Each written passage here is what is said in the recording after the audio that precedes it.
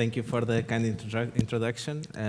It's a great pleasure for me to be here and talk about the research work that we've been doing in the field of ECG biometrics. And so my presentation today is entitled Of the Person ECG-based Biometric Recognition, which is a part of the work that I have been developing together with an extended team at the Telecommunications Institute, and that had some developments that are interesting for the community at large, we believe. Just to summarize a little bit the main motivations for this work,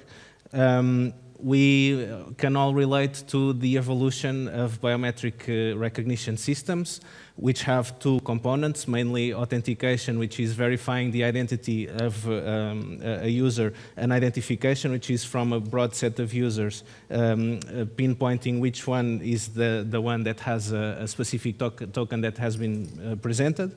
And the evolution has been mainly changing from things that the person has to recall, things that the person knows, like passwords, pins, all of these things, tokens that the person has, even the key to the door or an identity card is a token that can be transmissible and stolen from the user, to more recently things that the person appears to be, anatomical features like the face recognition, fingerprint, vein recognition, palm print recognition. So all of these methods that are more recent in the field of biometrics, but already very established.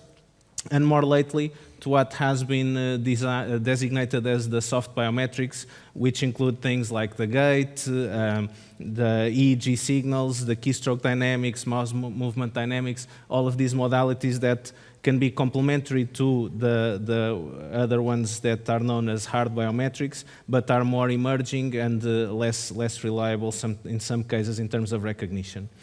And so the presentation today will focus on one of these soft biometrics, in particular the ECG, or the use of electrocardiographic data as a biometric marker or as an identity token that can be used in some applications.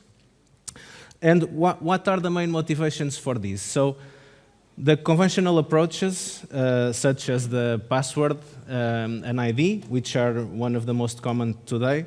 they essentially can only recognize the person momentarily, so it's not feasible to keep asking the password all the time to gain access to a given system, and even it's complicated to deploy in some real-world scenarios. So, for example, if I have to enter my car with an ID and a password, it's a very thorough process, so it's not convenient